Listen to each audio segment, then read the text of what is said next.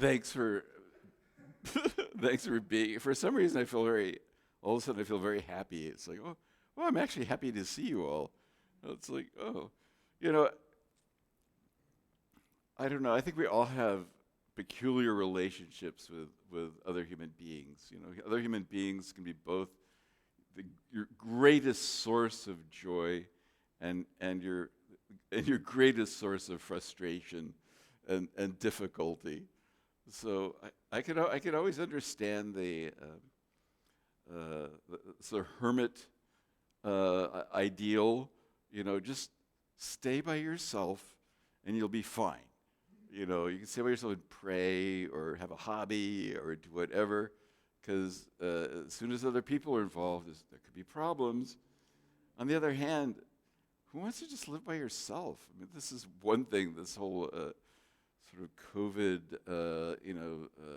isolation has done. It's made, you know, I'd rather even be with people that are annoying than not be with anybody. But I'm really fortunate, on the other hand, to in these classes and other things I do. There's tons of really interesting, lovely, remarkable people. You know, if you watch the news, you would just think the human race is just a failure. It's just pathetic because everybody's horrible, except for a few good people fighting the good fight. But you know, it's just depressing. And yet, that's not really true at all. Especially, people are liable to be heroic when they have the opportunity. As Patrick remembers the great earthquake, what year was that? 94, where he saw people in his own apartment building. That it was an apartment building, had quite a few units, and they hated each other. You know, because what else are you going to do? You know, nothing to do. Let's hate each other. And then this earthquake comes, and you know they're afraid to be inside, and there's no electricity. And people took all their kids and gathered them together. And some people had, equipment for cooking outdoors, camping equipment, and they started cooking right away. And everybody got together and worked together and put all of their nonsense behind them, at least for a few weeks, and were wonderful. And they even liked each other. So in spite of how difficult things are, and obviously they are, and yes, there are plenty of people whose greatest joy in life is to cause as much trouble as they can. You know, this is a thing. You know, this is how it is. But on the other hand,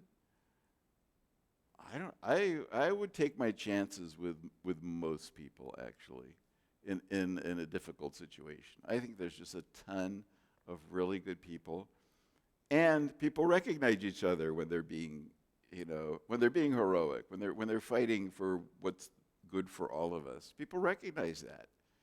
I don't think it'll be that difficult if there are like serious problems for us to get together with good people and solve them. You know? And I think we're going to have a lot more success solving our own problems. I mean, personally, I would be just as glad for government to be really effective and take care of a ton of stuff, which it could, and it does in some countries. This country, if it does a little bit better, I'm happy. On the other hand, I think we actually have, sort of, in a way, almost too little power in our own hands to manage our own lives and to put forth creative energy into life. It's coming, I think so. I'm a person who was raised to fear the future. I was raised with a fundamentalism that it did build the Ambassador Auditorium, and I helped pay for that in Pasadena. Not by very much, but I was young and stupid and giving them money. And they turned out, of course, to be completely corrupt and horrible. But I was raised to think that the future is going to be horrible because it's the end of the world. You know, as I like to say, I so wish I had it. I used to have a pamphlet that said, the title of the pamphlet was, "Will You Be Alive in 1975?" And I have been disappointed over and over again by a world just refusing to end. You know, it's coming to an end tonight. It's like, yeah, I've heard that. Call me when it actually happens. So, I was raised to think that, God is going to get you because you're not good enough, and the devil's going to get you too. So there's no escape, and it's just horrible. Nothing good's going to come. And then you have the scientists telling us, oh, well, actually it is coming to an end, or the disasters are coming, it's just horrible. And I would get afraid. I was trained to fear what's coming. And it has taken a lot of retraining and a lot of experience, especially with people, to realize, yes, all kinds of disasters could come, but we're not just victims. We're creative, and we're powerful people. There's a lot of intelligent, powerful, creative people that they're just waiting for the chance to be in a position where they can actually do something. And pretty sure that's coming. Pretty sure it's going to change.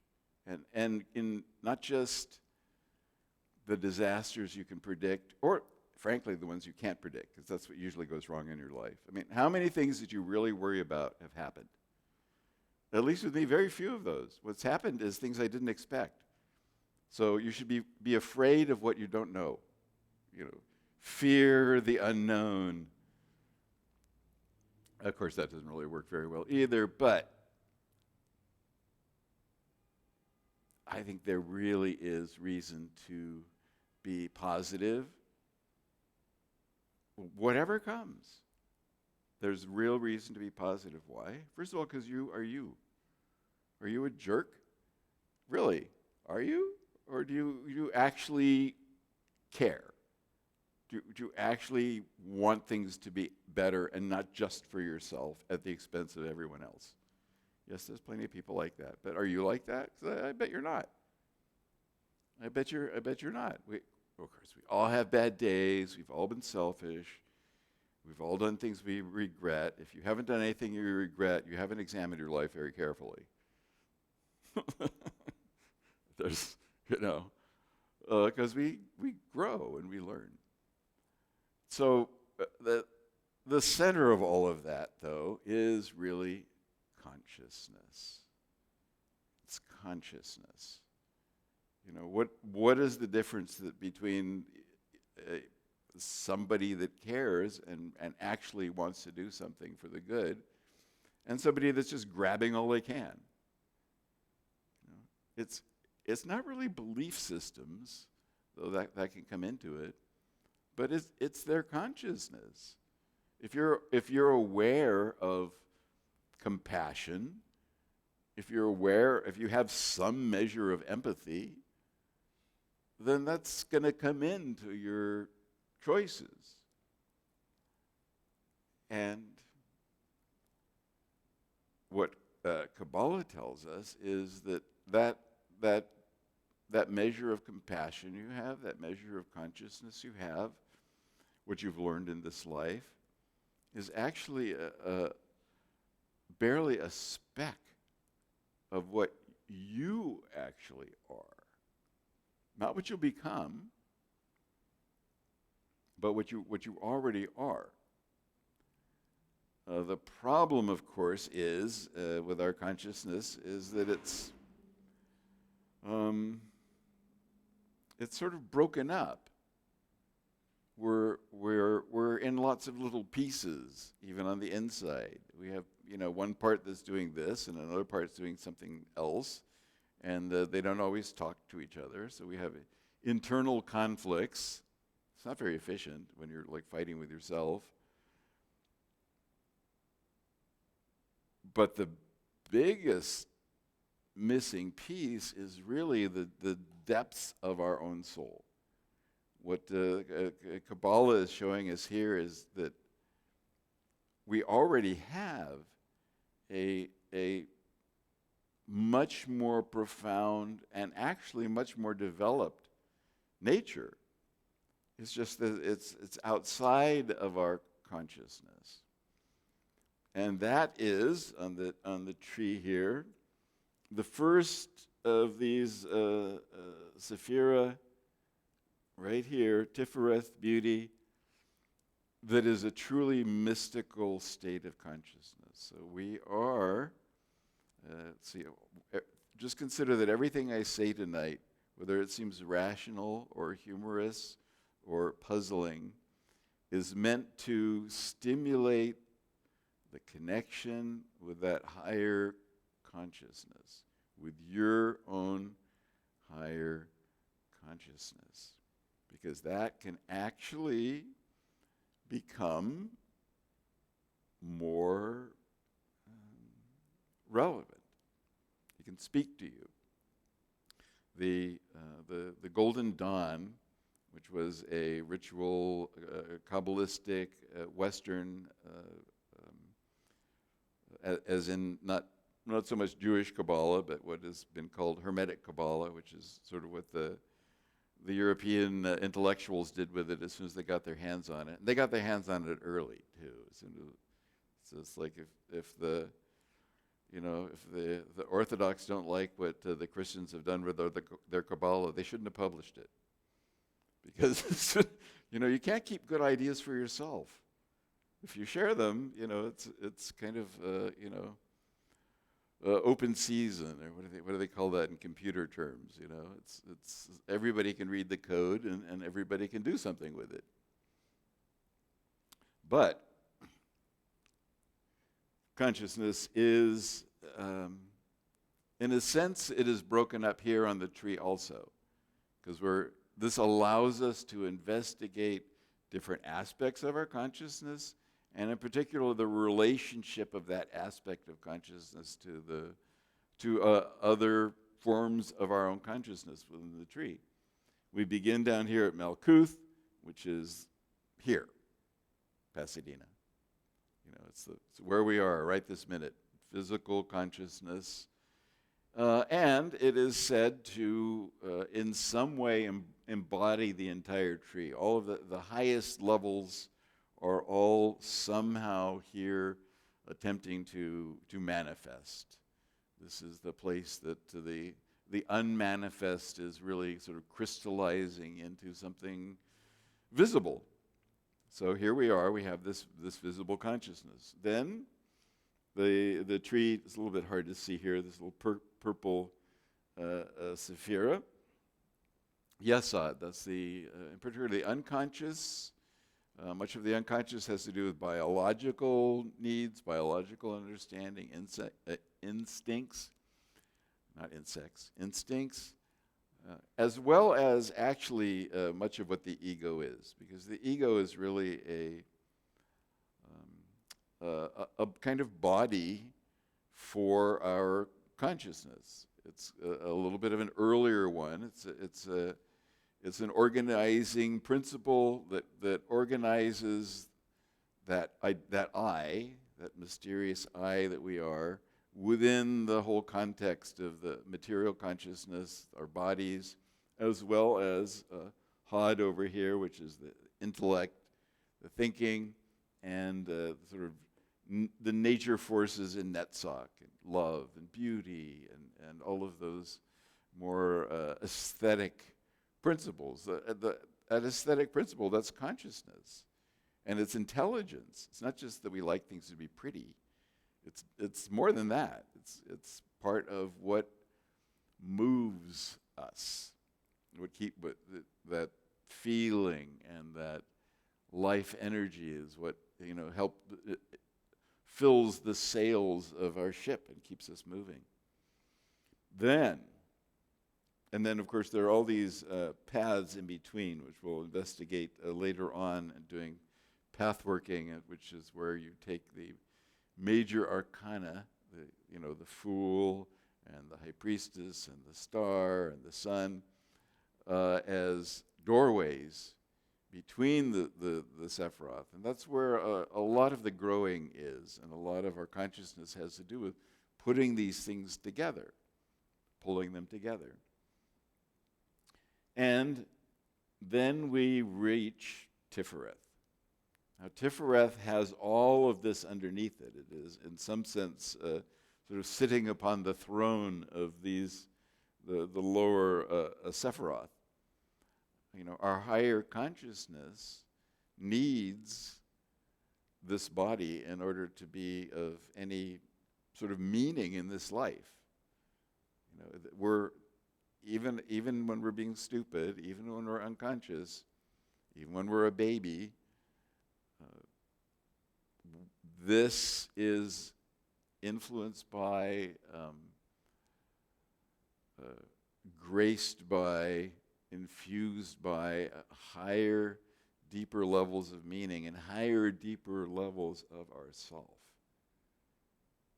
Because this is the sort of the soul of the whole tree, this center of consciousness, this Christ consciousness, or as I was going to say about the Golden Dawn, the purpose, the stated purpose of the Golden Dawn was to help people to achieve what they call the knowledge and conversation of the Holy Guardian Angel.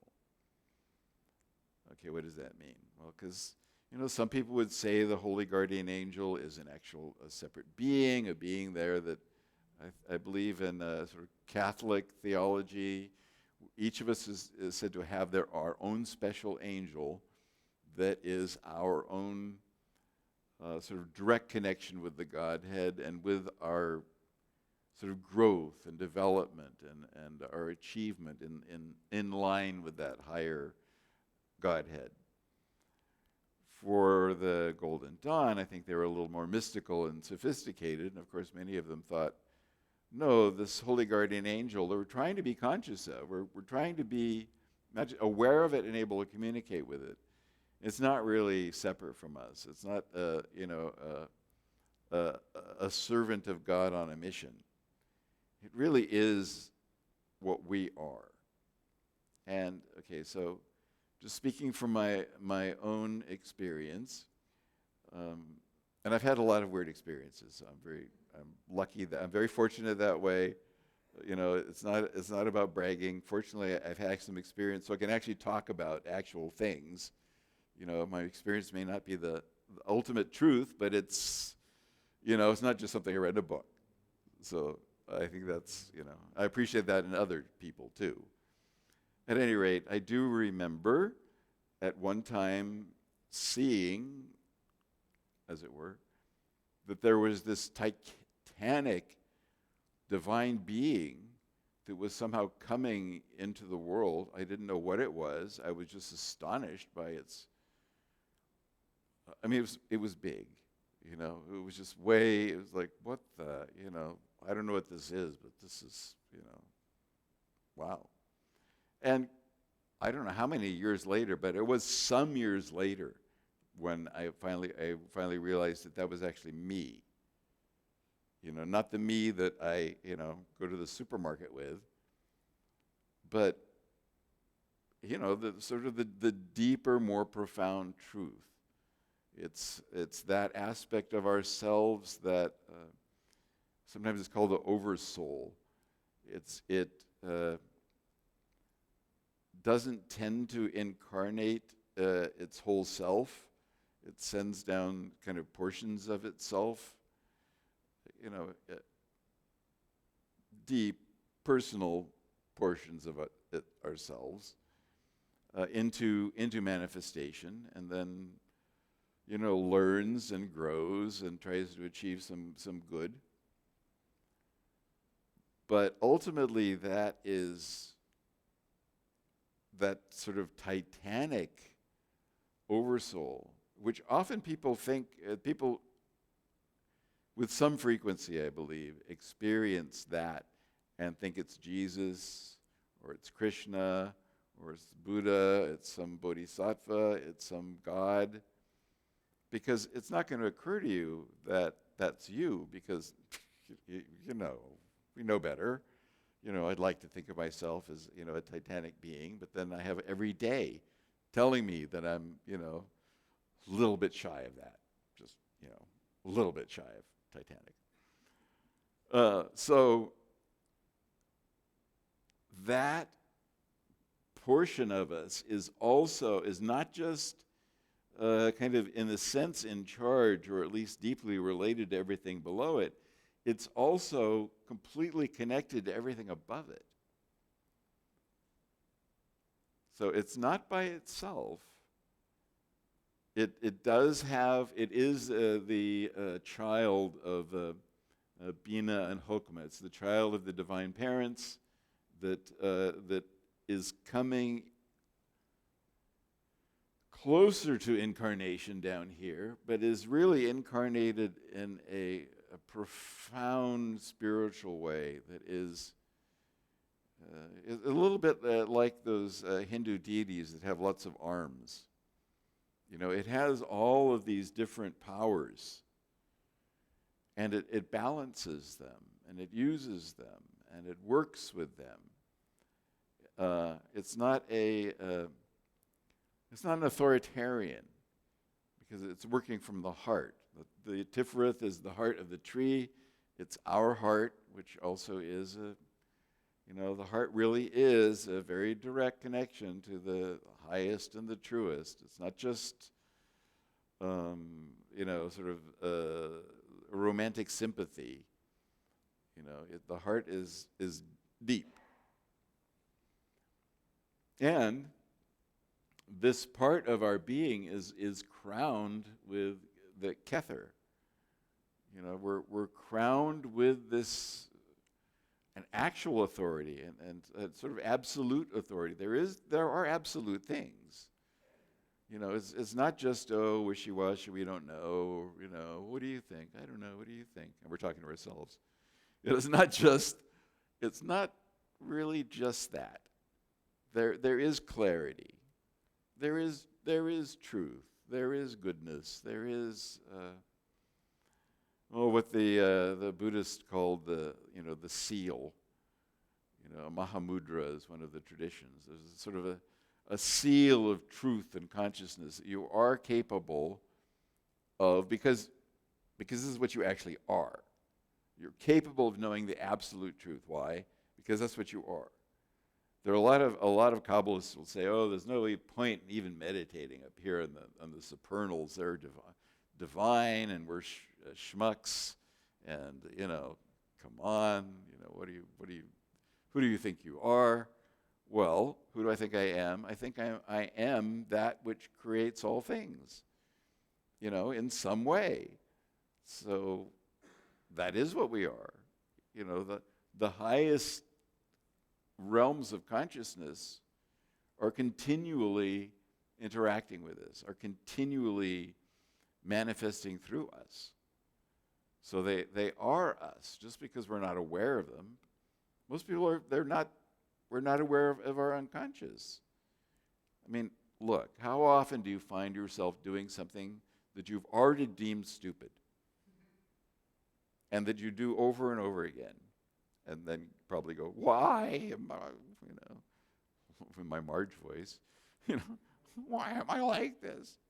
Well, you're like that because you have unconscious parts that are doing things. And they're not evil. They're not even stupid. They're just usually kind of immature and decided that we're not going to let this bad thing happen to you.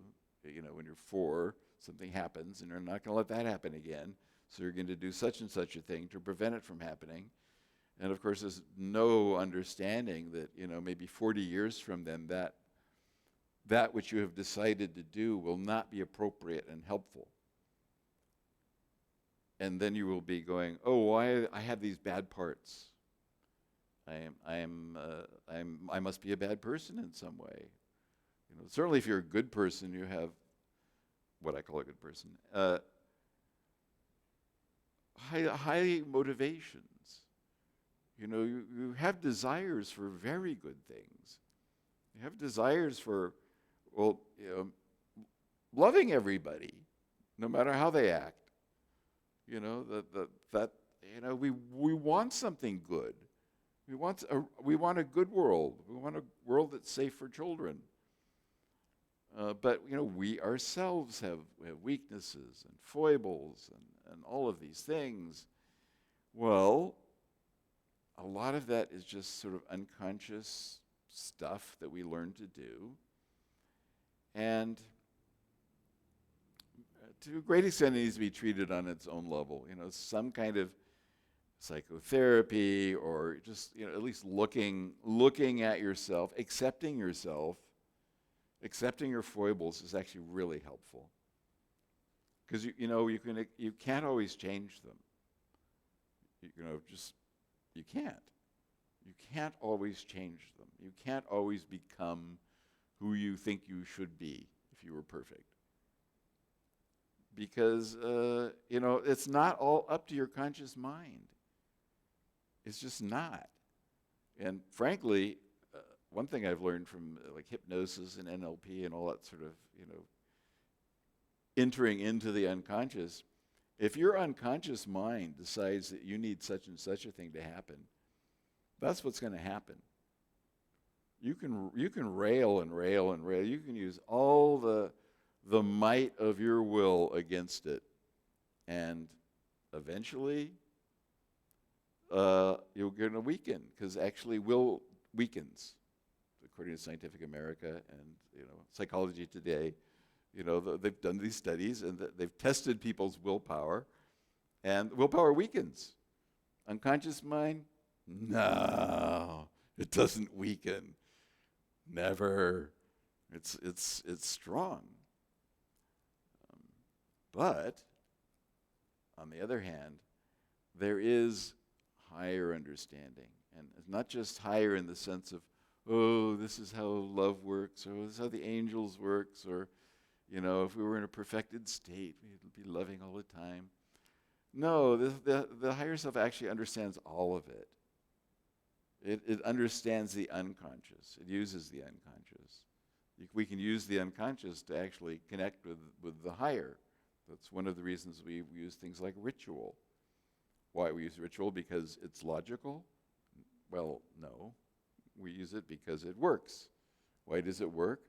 Because it speaks to parts of our mind that are alive and powerful, and that really don't really care that much about all your arguments and your rationalizations and your picking apart things.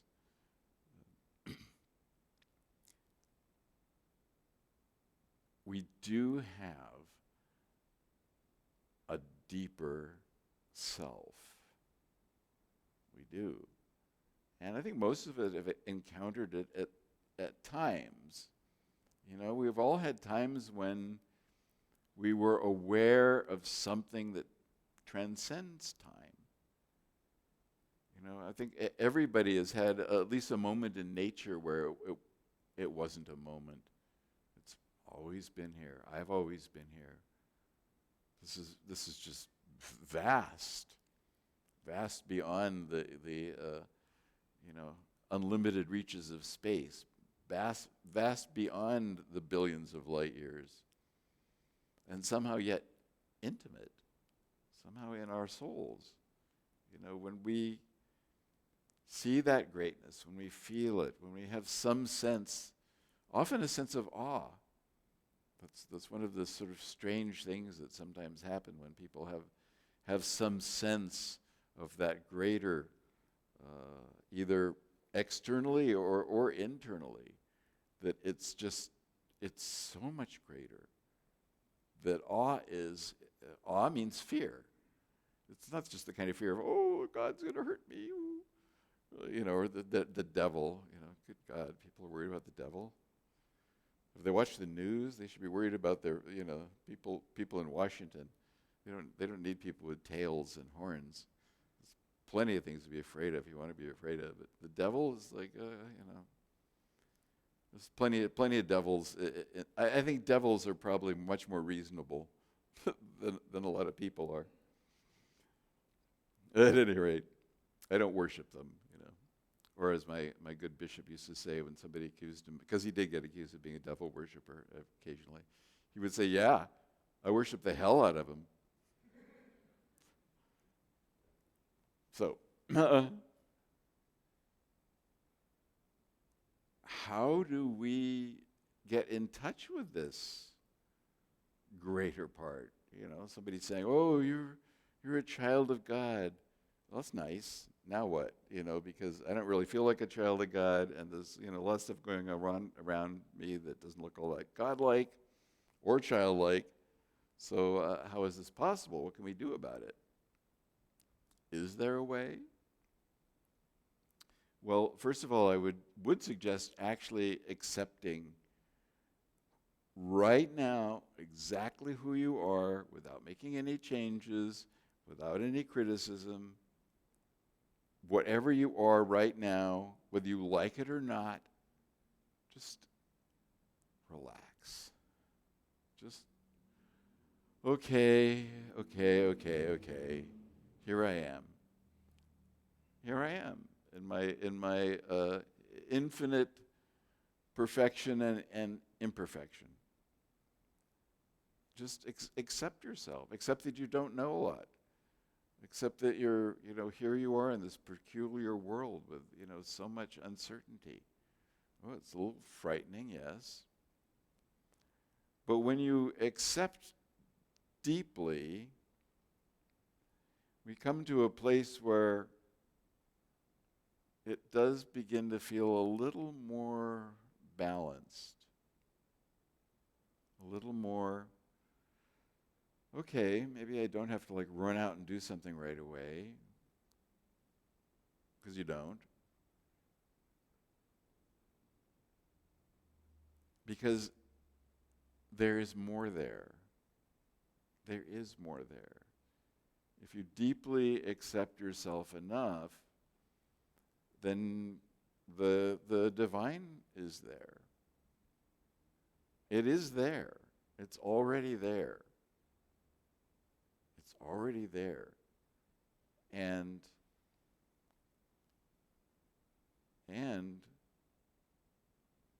you are not confined to the world that you think you're confined to, actually. Yes, our physical consciousness sees physical things, and we hear physical things, and we watch the news, and we become frightened of all sorts of physical things, especially in time, where anything could happen. Something can happen. Better be afraid. The fact of the matter is that what you actually have in you, when relaxed and not trying to do anything, is actually bigger than all of those problems. Now, consciously, we have problems and we go, I have problems. Oh, they could do all these terrible things. I'm not sure if I can fix them. I could do this, I could do that. I don't know if I have the strength to do this or the strength to do that. What if something else happens? And we sort of go round and round and round. We should accept that there's a part of us that not only has a bigger view of you now, but has a bigger view of everything. It has the meaning of life. It is the meaning of life. It is the meaning of our own life. It is life. The meaning of our life isn't a series of events. It's not even a story, though, I don't know. I think, everyone likes a good story, including the gods and the angels and the demons and everybody else. We all like a good story. Stories are good. But what we are is more than a story. What we are is what fills the story with life and gives it meaning. What we are is what gives our life meaning. Not what we do. Yes, you can't ignore what you do. You do try to do your best. Yes, of course. It's important. But there's more. You are more than that. You are more than this life. Even if you make a complete and utter mess of it.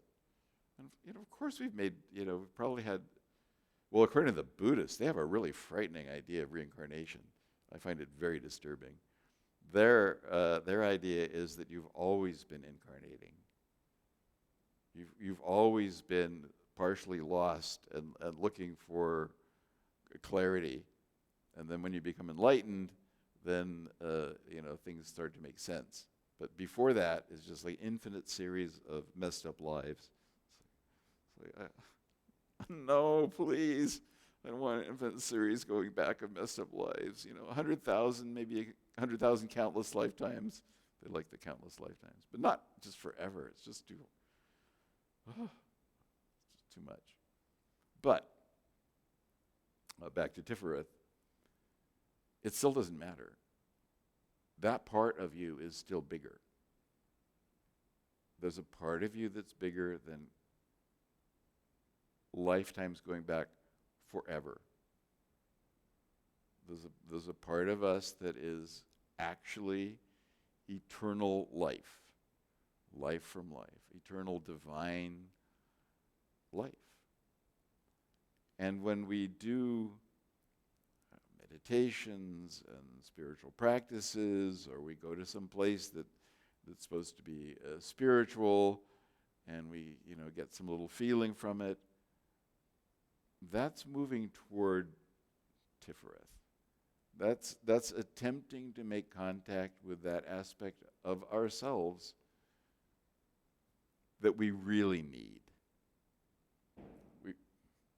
We really need in order to not just make sense, but to actually be powerful, to actually be effective in our own lives.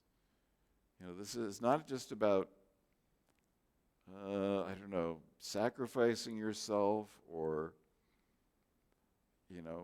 bowing down to something greater. Though that can be very useful, but it shouldn't be done just stupidly. You bow down to something greater because you can tell it is actually greater, and you're willing to bow down to it because it seems right. Sure, bow down.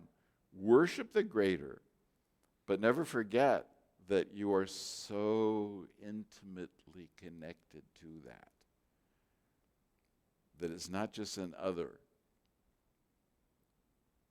In fact, we often think of that unitive state of consciousness where we know that sort of the divine is inside of us, that's a kind of higher state of consciousness than experiencing the divine outside.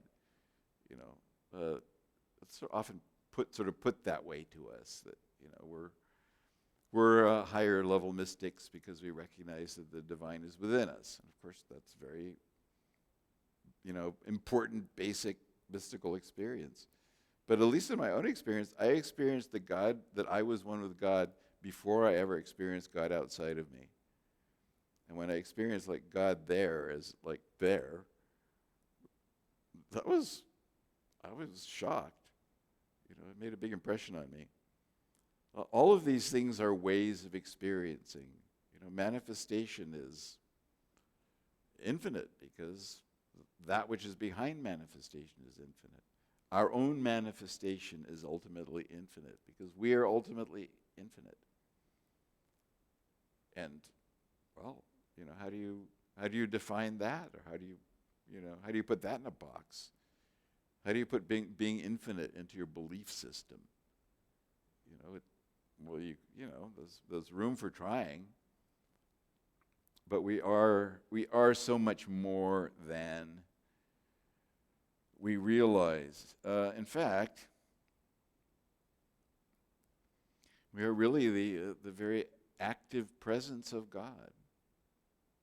We aren't just people scrambling in a confused craziness, trying to find our way in the fog. We're actually a lot more than that. We are that deepest reality coming forth and manifesting itself. And I would even go further to say that this center of the tree, this divine self within us. Now, this is not really considered to be a good theology at all, what I'm about to say. It's definitely heresy. Definitely heresy. And fortunately, the Inquisition was more or less disbanded, or at least given a different name, and they really can't burn very many people these days, so I'm probably safe for a while. But what I want to say is, now, I don't want you to just believe this. I want you to try it on. The things I'm saying, just pretend that they are real enough that you can sort of just try it on, like a suit. Does it fit? Where does it fit? Where doesn't it fit? Just play with it. Pretend. Pretending is very powerful. Okay, so what are we pretending? That what we are is God transcending itself. We are God growing.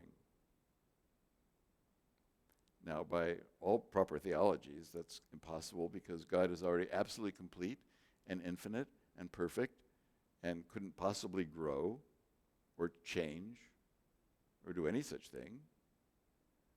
But I'm saying it's true. Not so that you'll believe it, but so that you might feel it. Feel, what does it feel like if I am God, even transcending what it has always been? Now, the place where this theology could work is, are you saying God can't grow because it's God? Saying God can't do that?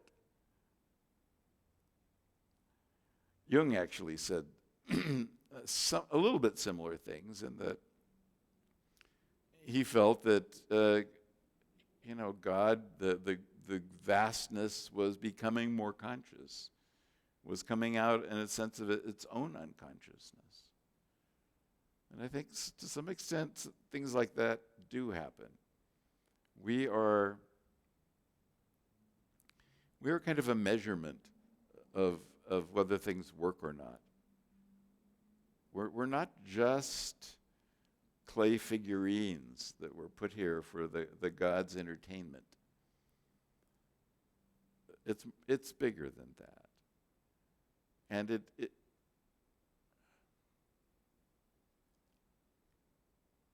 there are actual accomplishments. At least within ourselves, we know that we have all learned things that we're not going back to. We have all learned that there are some things that are just wrong, at least for us. And there are things that are right for us. And it doesn't matter what anybody else thinks. We know a few things about ourselves. But what we may have forgotten is that we are somebody. Really, really somebody. And what we are is so astonishing and incredible that, yes, it is very hard to believe. Which is why people have spiritual practices. Unfortunately, Christianity has made a terrible idle out of belief. And so you're just, people are just judged for what they, if you believe this, this, and this, and this, then you go to this church. If you believe this, this, and this, you have to go to someplace else and then argue over who's going to hell. And then if you believe something else, well, then maybe you're going to have to be an atheist because, whatever. Well, we believe all kinds of things. Since you were a child, you've believed all kinds of things. What you believed when you were 4, even if it was completely true, is still very different from what you know now, because your consciousness has evolved, it's grown. I think that continues to happen. Even when we become fully enlightened and we're able to know and be everything, and there's no limitation whatsoever, surprise won't be over. Because that would mean it would get boring. It's not going to get boring. Why? Because we're infinitely alive. Infinite life pours out through us and as us. We're not limited in those ways. We will always be alive. It will always be interesting. It will become increasingly interesting and surprising. And I will not at all be surprised, while being surprised, that happens here in this very life. That what you cannot possibly imagine, because maybe it's never happened before, can happen. And well, yes, you could look at it as you're rewarded for good karma, you're rewarded for developing your consciousness. Those things are all true, but it's more than that. When you see if you see a deer out in nature, you don't go, oh, there's always been deers out here, whatever. No, you're thrilled. At least I am. I see a skunk and I'm thrilled. I'm always thrilled if I see coyotes. Why? Because they did something? Do they have to do something? Do they have to accomplish something? No. They're just fascinating because they're alive. There's something there. There's something there that's greater than our definitions. It's greater than the sum of the parts. That has to do with it being alive. And that isn't just external. That's internal. That's us.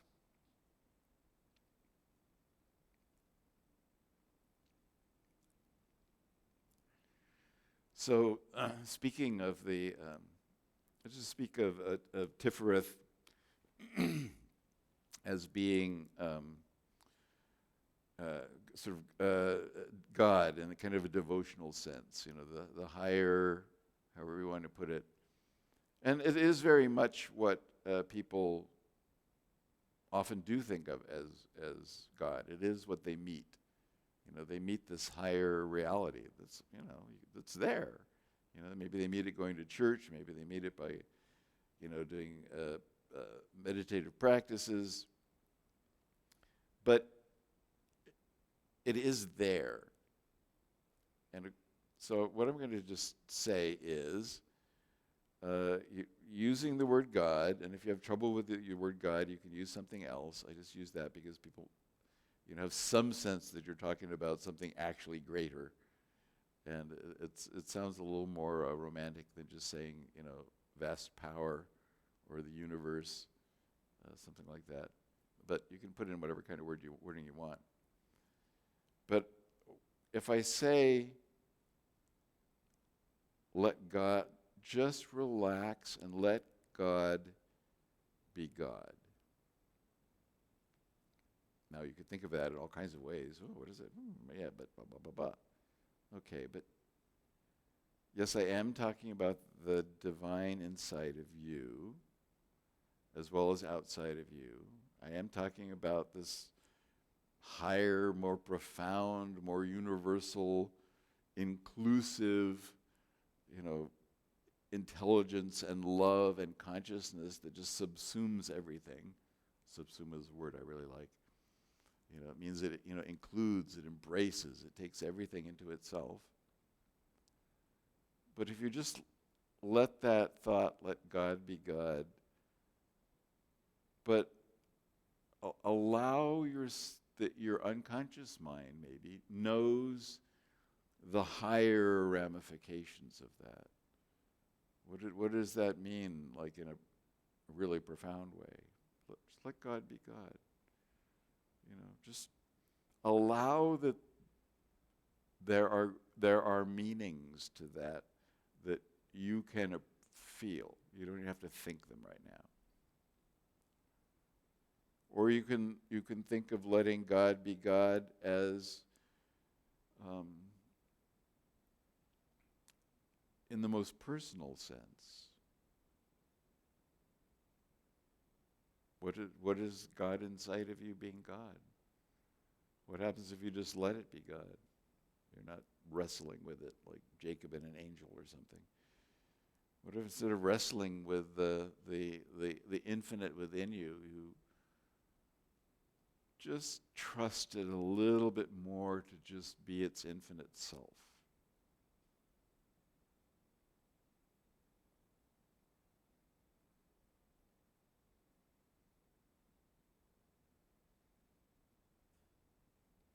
Time is always a problem for us. Time is a limitation. Time is not really an absolute. The eternity is an absolute, and it's very different from time. Time is a limitation. And in time, we're always experiencing some form of limitation. If nothing else, that, this time right now isn't tomorrow. Why isn't I think it was actually Einstein that said time was what keeps everything from happening at once. Which is kind of what the eternal is, except it's more than that. Everything is always more than that. But we are frustrated with our limitations, and often these limitations are kind of right in our face, and often these limitations seem like they're us, my limitations that cause me grief. Yes, they're limitations, but what if you relax a little bit more and just let the timeless flow through time? Instead of like holding on to each moment, instead of grasping at the future and fearing the past, you allow that right in this moment there is infinity is flowing. Infinity. You don't have to catch each bit of it.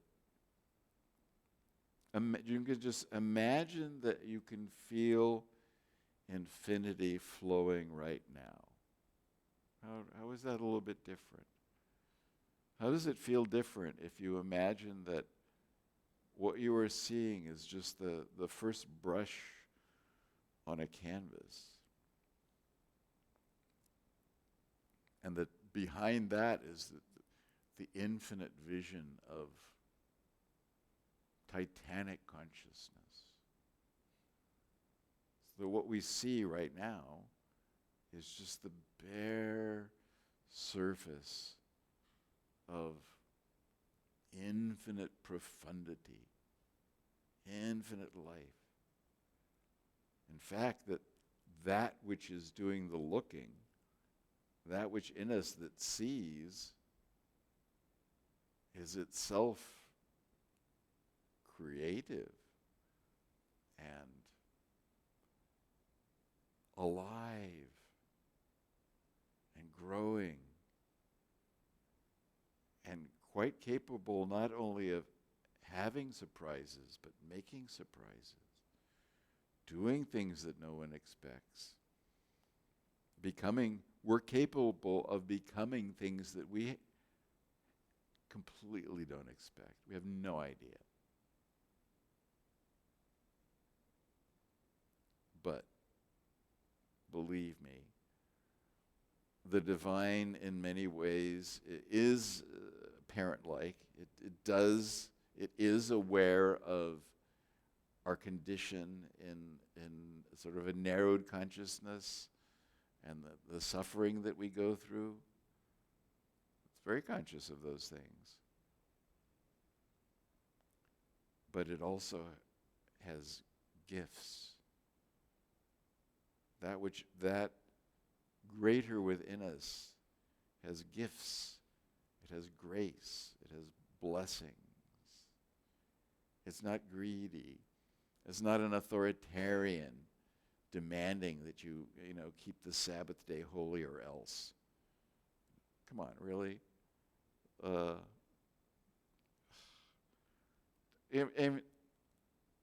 I don't know about you, but I know myself well enough now to know that if that's who God is, I'm kind of on the other side by nature. I cannot support an authoritarian God. Even if God has all the power in the world, even if that's actually what God is, he's really like Yahweh, he's jealous and petty and just irascible and often in a bad mood. If that's true, and I'm going to go to hell for it, I'm fucking going to hell. I'm not putting up with that. I'm not. I don't care if that's what the absolute is. So first of all, because that's wrong. That's one thing you can point it out. Is like, well, certainly the Gnostics point that out. The God of the Old Testament seems to have a few character flaws. For that matter, most of the gods in other traditions do too, but Yahweh is like really quite a pill. But that isn't true. I know that. I've experienced enough to know that, no, it isn't, thank God. That's not what's true. There are a lot of people that act like it's true. There's a lot of people that act like they are Yahweh, and they are jealous gods, and they are petty, and they want their way, and they don't care how many people they have to kill to get it. Oh, the promised land. If somebody's going to give you a promised land, do you really want it full of people you have to kill? Is that really necessary? Obviously these are peculiar ideas about the greatness. But also there are other things in those books. There is high mysticism as well. In every tradition, there's usually some kind of esoteric tradition. What the mystics practice, where they come to see, it's not so much a authoritarian power outside there. This whole business is a lot more intimate. It's a lot closer to home. I think that's an Islamic saying that God is nearer than hands and feet. God is nearer than the jugular vein. Which means what? It means that there's no place to go. We can't get away from it. We have to somehow live with it. And I suggest that somehow is to make contacts with it, find some way to become aware of that which, as it says in one of our prayers in Mass, become aware of that which nature has not formed. That which is already there. That which is already our center, already our home, already our self with a capital S. It's real. It's the realest thing. And whenever we touch that greater love, problems start falling by the wayside. If for no other reason, because they're just not as important. If you are actually not just loved by the highest, most infinite consciousness and power. But you are absolutely necessary to it. There's no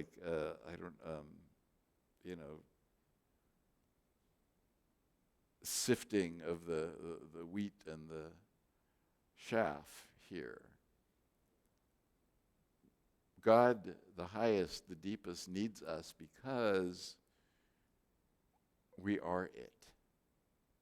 We are that. We are that becoming something that I have no way of actually knowing what it is, except that it's more, it continues to express more of itself through us and as us. And there's no limitation as to how far that can go, because you're dealing with something that's necessarily not just infinite, it's beyond that. Beyond, beyond, beyond. As my Buddhist friends say, it's not even the nothing. You can let go of absolutely everything, and everything is made out of nothing, and you can close your eyes, and that's just a beginning. That's just so that you can let go a bit of the limitation and allow something greater to come in. Something truly, truly greater. That people use all kinds of poetry, and they use myths and images and art to try to, in some way, encapsulate something that can only be encapsulated in one place that I know of. And that is the human heart. Not that there aren't human hearts in other creatures. Yes, there are. We're this isn't the only shape. This isn't the only kind of human. But what it does in our hearts, when it comes forth, when it makes itself known, that's the real.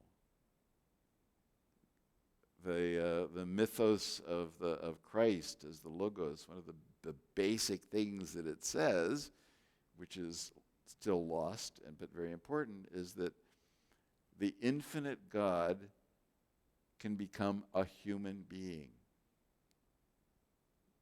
It does not just once. Not just once. That's the plan.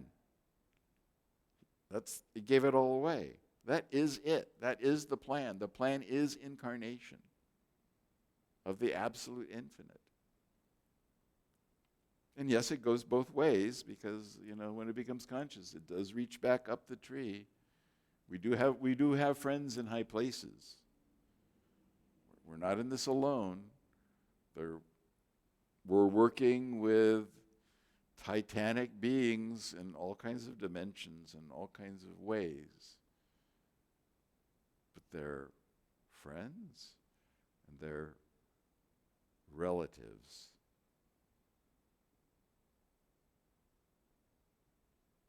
And, it's time for us to, put on our nice clothes and go to the ball of the light. Go to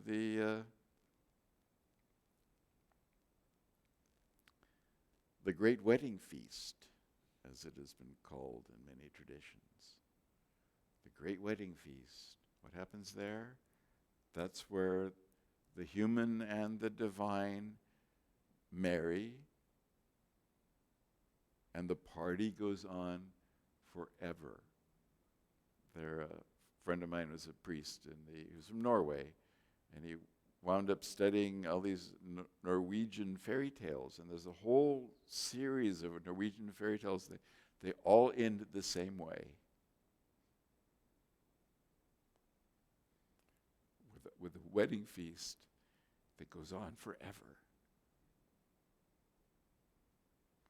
Why? Because that is the nature of things. That is the truth. gift, a grace, blessings beyond any kind of measurement. That's why we're here. That's what we're made for. What we're made for is to be able to give heaven away. That's our job. To give away infinite blessings, infinite joy. Yes, we have suffered for it. We've worked very hard to get where we are right now. Whatever sort of consciousness we have, or limitation of consciousness we have, we've worked very hard. I know. We have all worked very hard. But I assure you there is reward. We do not slave for the corporate world. We work for a loving, just, infinite consciousness, infinite being, very much well expressed in things like Our Lady Sophia or Mother Mary or Kuan Yin. You know, personalize it. It's not a bad idea. You know, it may not express all of the infinite reality, but it does express something. It expresses what divine, infinite love is like in human form. And why is that important? Because that's what we are. That's what we are. We learn that way. We can receive that way. So we are going to invoke Tiphareth. But I want to just express that I'm asking for some kind of awareness of that to touch each of us. I'm asking that each of us have some glimpse of the depths of our being. Not the whole thing, you know, not enough to like blast us unconscious or get slain in the spirit. You know, you come up here and I'll hit you in the head and you'll fall backwards. You know, yeah, we could do that, but you know, really, I'm too lazy for that. Yes, but that's what I want. That's why I'm doing this. I'm doing this because I know that every person in this room has the ability to touch something deeper within themselves, to know more, to be more, and to be more powerful in the world. Not be wimps, not to be walked all over by you know, stupid, awful people, but to be as powerful as you can possibly be with all of your wisdom and all of your love and all of your creativity, and knowing that you have some real, true depths helps. So that's what we're invoking. The color is yellow. The candle is yellow. Also, that little pink flower. That's pink is actually one of the higher colors for Tiphareth. The incense is frankincense. So we're burning some fine frankincense, and I'm going to give you a little vial of some frankincense also. Frankincense also, by the way, does actually change consciousness. They've done enough experiments with it. It does. And the kind I'm giving you actually has anti depressive qualities, even if you take it internally. And it's safe. It's completely safe. So we're going to like magically, theatrically call upon that greater within each of us. But I'm also asking for that greater with is within each of you and me, that it also cooperate, that it also make itself known, and that there is some surprise there, some pleasant surprise that lets you know, oh, okay, I'm not quite as much of a jerk as I thought I was. A bit of a jerk,